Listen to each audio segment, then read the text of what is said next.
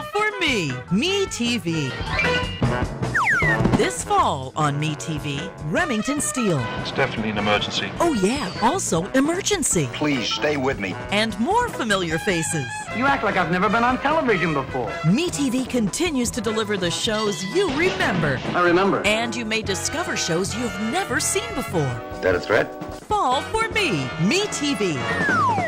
For a complete schedule, go to metvnetwork.com. Hi, I'm John Malos, and welcome to Connect with me on this Thursday morning, live from the showroom floor at Ventura TV. Today, we're going to be talking to Alan Buckner. He's a pilot, he's a mechanic, he's got a hangar out at Chandler Airport that is literally a museum. You should see the planes he has in there. You've got to go see him if you get a chance. Our number here, 265-4331. Back in a moment. Tonight I want to discuss the importance of the television medium to the American people.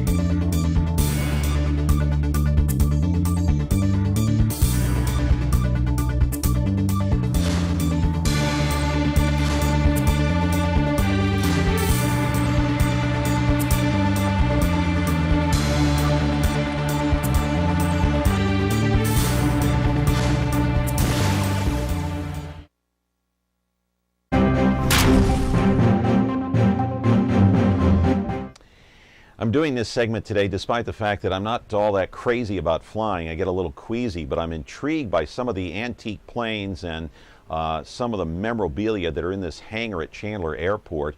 Alan Buckner, he's a pilot, he's a mechanic, he's been doing this all of his life since he was 14 years old. You've got to see this hangar, but can you believe that this year marks the 108th anniversary since the Wright brothers first took that flight, 1904. It's amazing. I want to take you to Chandler Airport and take a look at some videotape. There is Alan Buckner right there. He's been flying planes. He's been rebuilding planes, building planes, repairing them more than 60 years now. He's 78 years old, and he's been renting a hangar at Chandler Airport for 32 years, since 1980. He's made a living as a mechanic, as a pilot, since he moved to Fresno in 1960. There he is, pulling one of those planes out of the hangar. Buckner flew as a corporate pilot for 15 years, 1965 to 1980. He fell in love with these flying machines when he started working for his father, rebuilding and maintaining planes at the tender age of 14. Well, today, it's man and his machine on this program, Connect with Me. Live in our studio right now is Alan Buckner, born in Bakersfield. Buckner is here to tell me why I should not be fearful of flying, but also, you know, the spotlight on entertainment today is the fact that this museum that he has at the hangar, it's at the very end of Chandler Airport. When you go through the gate, people come from all over the world to look at the planes that he has restored. And Alan Buckner is here to take your phone calls. Can't wait to show you some of the video on some of those planes that he has rebuilt from scratch. It's amazing. 265-4331. If you're an antique buff, if you're a plane buff, call in. A good show today. Back in a minute. Ventura TV Appliance Center. We're the low price leading brands reliable advice place. The Whirlpool Dream Kitchen Get Yours Today place. Check this out. Right now, get huge savings on select Whirlpool appliances and pay no interest when paid in full within 6 months. At the hometown low price, think outside the big box place. Since 1951, Ventura TV Appliance Center. We're working hard to be your place. So Alan Buckner is here. Maybe you've seen him out at Chandler Airport. I don't know, but I met him for the first time just the other day here. How are you, Alan? I'm fine today. Hey, good to see you. I see you're all dressed for the occasion, Yeah, right? I got to go to work. You got to go to work later on, so that's right. So tell me why I should not be afraid of flying. I've always been afraid of flying. Big plane, small plane, medium size, doesn't matter. I'm a little queasy about it. The most dangerous part about flying is getting to the airport. There's more wrecks going to the airport than there is flying. You hardly ever have an accident I in have airplanes. heard that argument since I was a kid. Give me a better one. That's about it. No, airplanes are real safe. Even if they're 50 years old, they still fly just as well as they did back then. Is that right? Yeah. So before we get into the video, and we have a lot of video to show today, why the fascination with planes? I guess because my dad was in the airplane business, and I just started working for him when I was 14. Yeah. and just kept going. Haven't stopped since. Yep, that's right. And so this hangar that you have, you label it as a museum. People come from all over to see these planes in Yes, your hangar? They've been from all over Europe, Australia, everywhere, come in there to see the airplane. Is the hangar listed as a museum Yes, somewhere? it is. Where? It's in several books that list museums, and it's noted in there. I had a fellow from Europe brought a book in there, inch thick, with all the museums in the world, and I was surprised that he had everything in there. And you were in there? Yes. You were in there. He Oh, listed man. every airplane, car, and scooter, and everything that was in the hangar. That's simply amazing. And Yeah. so anybody can go out there at any time and look at your Yes, planes? that's all you have to do is go through the gate. Go through the gate? Or Yep. call you? You can right? walk in. Yeah, you can walk through there anytime. Uh-huh. All right. Let's turn around and take a look at the first video. This is a 1932 Waco QDC plane. I want to turn you around to the monitor here, and let's take a look, and we'll keep this kind of close so you can talk into the mic so they can hear you at home. And I think the video's coming up. I don't know. Is it? Yeah, there it is. Okay, what are we looking at there? Well, that's the fuselage of the airplane when I found it in a barn in 1969. It In had been- Merced, right? In Merced, an old wooden, just an old wooden farm barn, and it had been sitting there for 13 years, just like that. Wow, In so fact, you they- found it in that condition. Yes, uh-huh. All right, now what are we looking at here? This is a picture of my dad when he owned it, the first airmail flight out of Bakersfield. And that's your father right there. And that's this same airplane that Yep. I have now. It says right there on the plane, first flight, May 19th, 1938. So he had a charter service, did he? He just had a flight service. He had students and everything. He had 140 students when the war broke out. Wow, that's amazing. And this is what? This is a picture of the airplane back then in 38 when he owned it. Mm-hmm. And That's in its original condition? that's exactly the way he flew it all the time. Yeah. Okay. And And this is the this- plane today as we see it now. This is after I worked on it for 15 years to make it look back original again. Mm-hmm. Mm-hmm. And So what every- did you do to restore it? I went down to the bare framework, which you'll see in a minute. And Okay, now we've got a wing up on top, a wing on the bottom. What's the reason for that? well, instead of making the wing real big and long, they just put two wings on it, biplane, and that way it didn't have to be as big. All right, that's the interior, That's right? the instrument panel, yes. All original, and you rebuilt that as well? All the interior has been redone back to original. It had been modified, but it's all back exactly the way it was back in 38. Original seating, original paneling, original wheel. We'll turn you right back around here, Alan. Same upholstery, everything that they had back then. It's all mohair Yeah. upholstery. How long did you work on that plane to get it back to its original condition? 15 years. 15 years. Yep. And why did it take so long? It was kind of a spare time job. I had to do that in between working on other people's airplanes and make a living.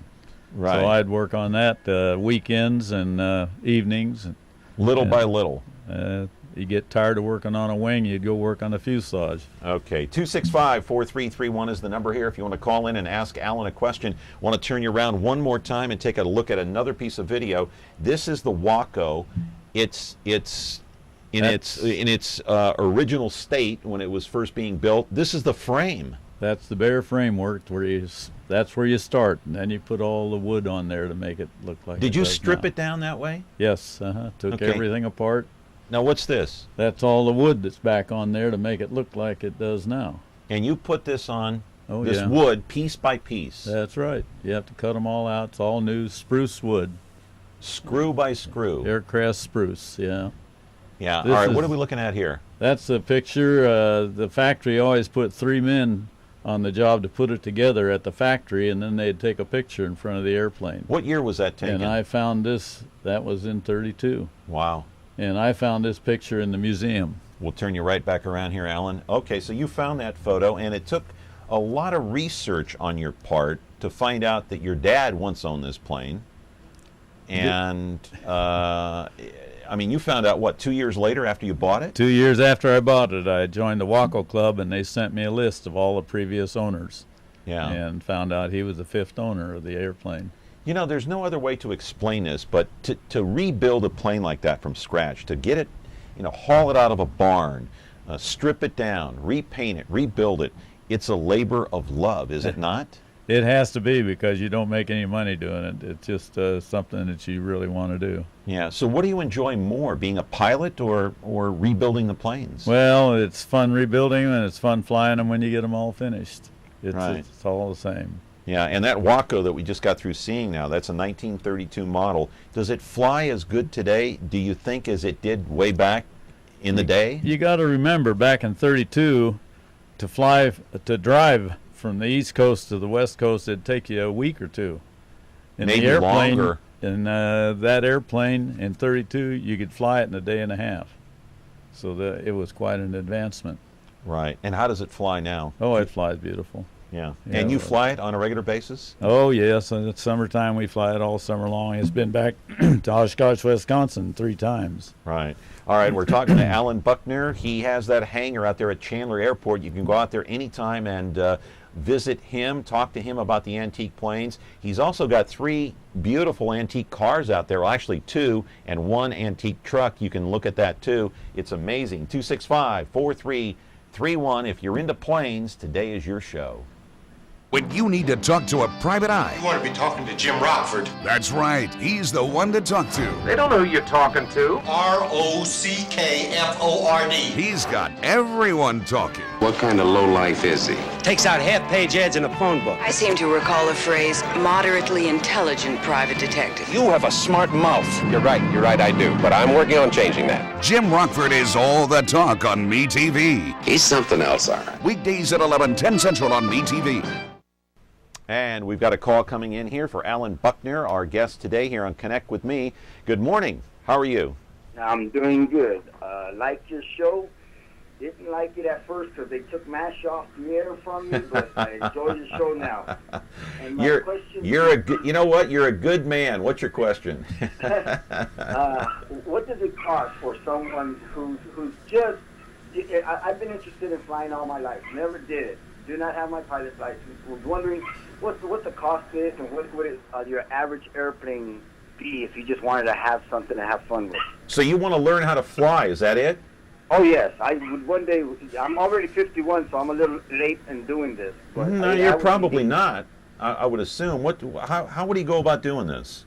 You just go out to the airport to one of the flight schools, and first you have to go to a night school or something to learn a little bit, or do a lot of reading to be able to pass that student pilot's test. And then you just start your lessons. Yeah. What's your fascination with flying, if I may ask? They just look so interesting up there in the air. You know, they just look so fun. In fact, the other day I look up all the time. I could have swore I saw the SR-71 go across, because I used to be in the Air Force. So I'm always looking, you know.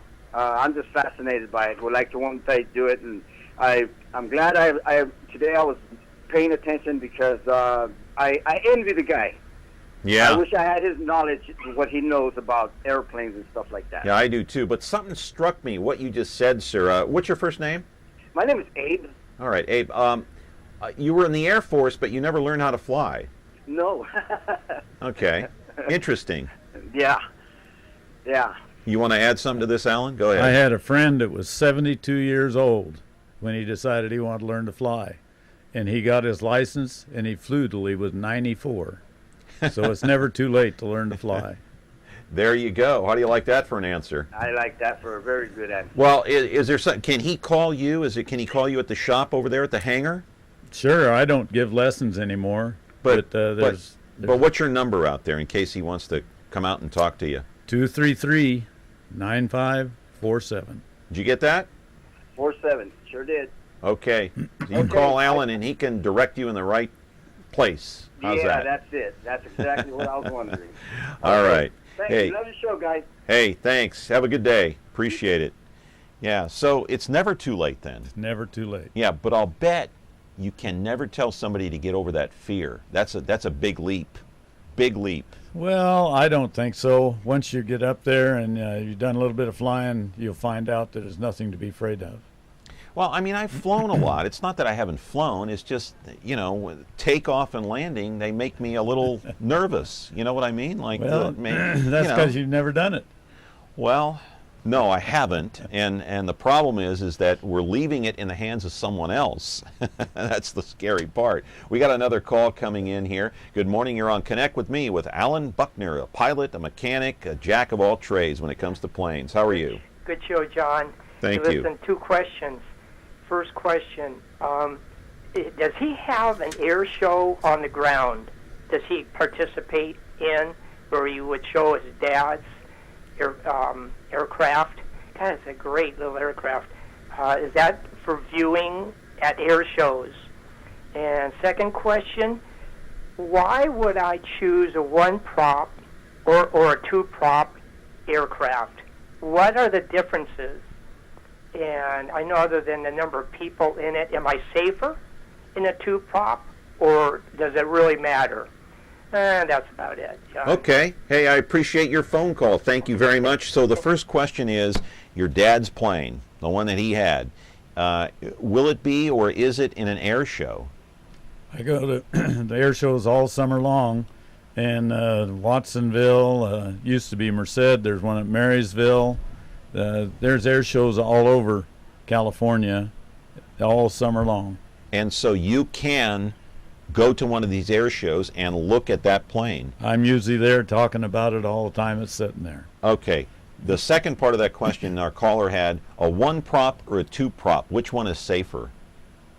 Single engine safer, Okay. believe it or not. Okay. The chances of an engine quitting anymore is very slim. And why is that? Why? Because they're just made too well, and they have to be taken care of.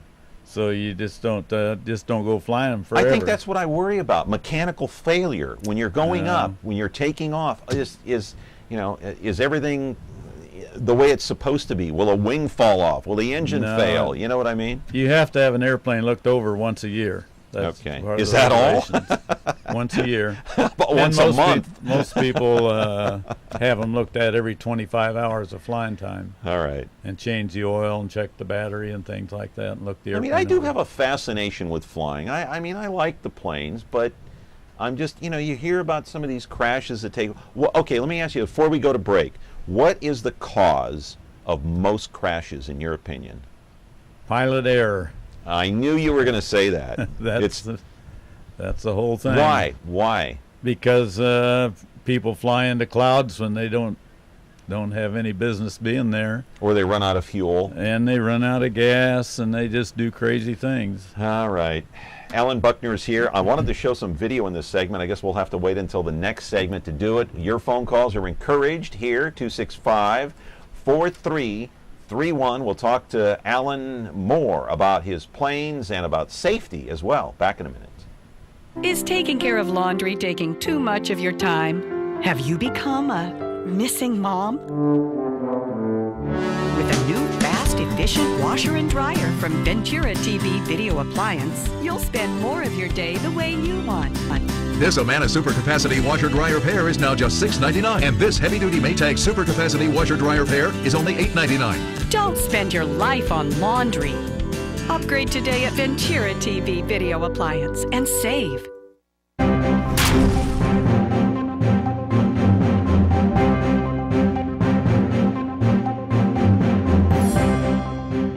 Alan is telling me, don't be afraid of flying. It's okay. It's going to be okay. We've got another call coming in.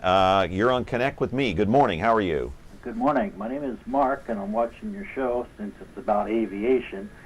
That name Buckner, there's a Camp Buckner in Okinawa. Any relation to that? No, and it's probably spelled differently. And also, you frequent the air shows.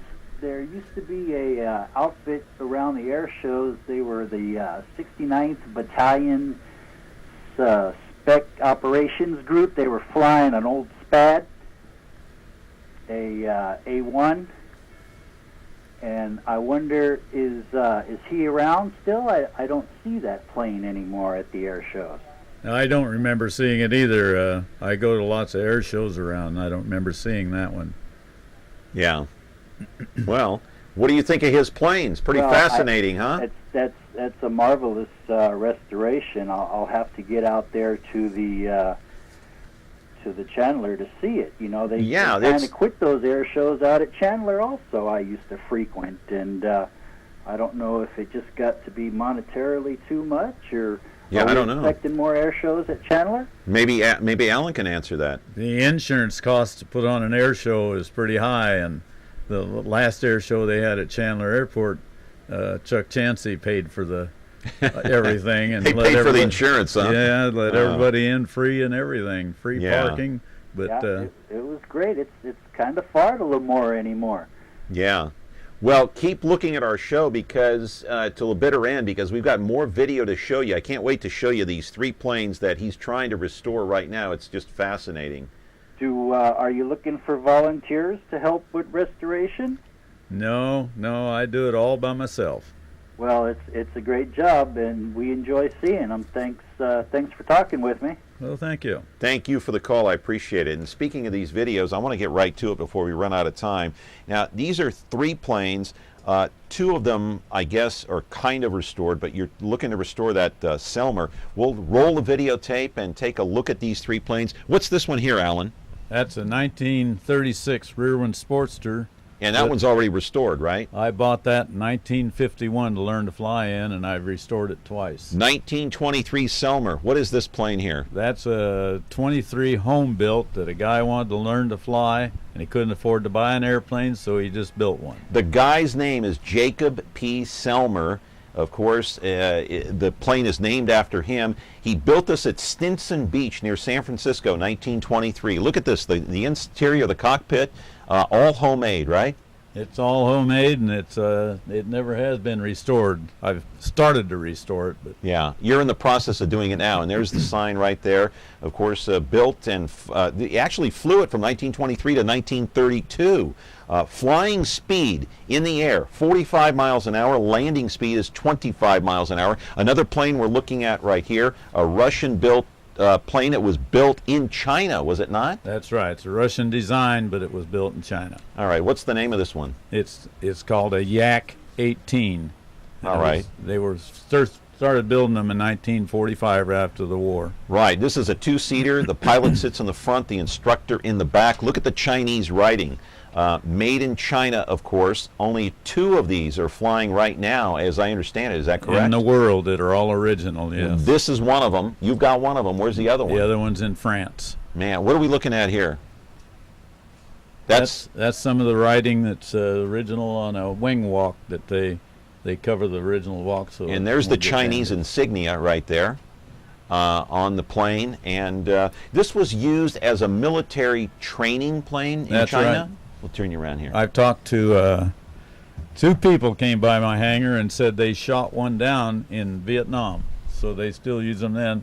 In fact, the one in Smithsonian that they have was flown to South Korea by a North Korean defector, and it had a bomb underneath it. So they were using this plane in the Vietnam War. Right. All right, and it was built when, in 1949? 49. They built them all the way up through 52. And they were all built in China? Well, they built them in China and Czechoslovakia and Poland and in Russia. All the Russian bloc nations built them. But this specific model, though, that you have, it was built in China because we see all the Chinese writing there, right. Mm-hmm. And the insignia. How much do you think that plane is worth if you were to sell it? Oh, heavens, I don't know. Have a lot of money, though, right? Well, you have to have somebody that wants something like that to start with. eBay. That's true. eBay. There's no question about it. All right, I've got another plane. It's a training plane that you're in the process of rebuilding. You showed it to me yesterday. Another 2-seater from World War II. Let's take a look at the video out here, and you can explain what we're looking at here. And we know that's you. Yesterday, you're kind of leaning against the wing here. This is the Ryan PT-22, as I understand it. There it is right there. Right. So talk about it a little bit. That's what you started out in, one of the airplanes you started out in when you started flying in World War II. So American pilots would train in this plane? Yes, they get their first 20 hours in one of these. So if you had 20 hours in this plane, then you're good to go? Then you go to a little bigger airplane. Which was what? A BT-13 was one of them. All right, so you're in the process of restoring this one here? Yes, I had to recover all the wings and the tail surfaces and everything. It's all back to original also. And you were telling me you put some kind of a nylon fabric on top of this plane. Explain that a little bit. It's a Dacron type fabric, and you put about 10 to 12 coats of paint on there, and it's just like a piece of metal. You couldn't put your fist through it if you tried. All right. Where does the pilot sit in this one, and where does the instructor sit? On these, they were training for fighters, so they put the pilot in the back, and the instructor was in the front. Oh, is it supposed to be the other way around? Most airplanes. Here's the cockpit. What are we looking at here? Yeah, that's all the instrument panel and everything. That's all just like it came from the military. And the stick is? That's a control stick. Yeah. Control stick. The flap handle. All original inside? It's all original. Everything about this airplane is original. So they use these as training planes for, during World War II for American pilots, two-seater. There were only 75 of these planes left in the whole world? Yeah, flying, that's what we figure. But they wreck them every day. I sold one to a museum in France, and it only took them about 6 months to wreck it, and then they came over and bought another one. Flying speed in that one was only, what, 100 miles an hour? That's cruise speed, it's 100. Yeah, amazing. All right, I want to take a look at your hangar. Show our viewers what your hangar looks like. You can talk about your hangar. You've been there since 1980. There it is right there. There's your hangar. And there's some of your planes in there. You've got a couple of your cars in there. And the one truck, the 1956 truck that you have there as well. All vintage stuff, all rebuilt. All restored, yes. All restored, yeah, amazing. So once again, you can go out to your hangar, give you a call, and you'll take them on a tour of all these planes. Sure will. All right, now how many air shows do you go to a year? Usually about 5 or 6 or 7. It depends on where I go. When I go to Oshkosh, that takes a week or so to get back there and come back. Right. How many air shows here in California so people maybe in the Central Valley can go to those to see your planes? I've been to about 5 of them this year, starting at Paso Robles and then Watsonville and Sacramento and Columbia and Pine Mountain Lake. There are just lots of air shows around. What's the reaction when people see your planes? Oh, I'll bet I've told the story a million times. Everybody's kind of interested, and they go through the book with it that I always have on the wing and how it's restored and everything. They're really, really excited about it. Yeah. I mean, you could have been doing anything with your life the last 20, 30 years, but you decided to spend your nights and weekends rebuilding planes, but you also have a family. You're married? That's right. How many 50 kids? years. 50 years. Congratulations. Got 3 kids and 5 grandkids and a couple of great kids. Are they into the planes like you are? One of my sons flies, but he doesn't fly very much. He's a deep sea diver. And the rest of them don't seem to have any interest in flying. If you're so fascinated with flying and planes, why didn't you become a commercial pilot? I was a commercial pilot for 15 years. But I mean, you flew for a corporation. You didn't fly for United or Delta or American Airlines. That's what I'm talking about. Well, back when I first started flying, I wore glasses, and they didn't take people wearing glasses back then. Wow. Amazing. Alan, great to see you. Thanks for coming on the program. The hangar's open to anybody. That's right. 5-6 days a week, I guess. Right? Well, I'm not there on weekends very much. I go up to Pine Mountain Lake. All right. Give the phone number one more time quickly before we go. 233-9547. All right. Alan Buckner has been our guest. Spotlight on Entertainment. You can go to Chandler Airport, check out all those planes. Anytime you want, just give him a call. Tomorrow, Jackie Parks. He is the president of the Fresno Police Officers Association. A big, big issue brewing here in the city of Fresno. See you tomorrow.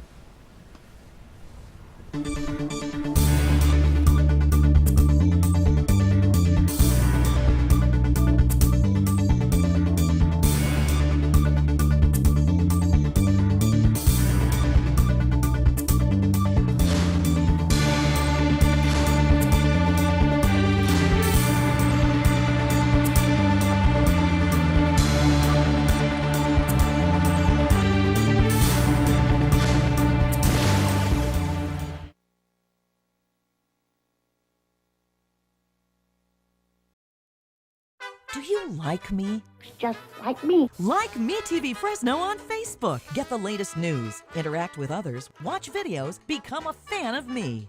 Exclusively brought to you by Ventura TV.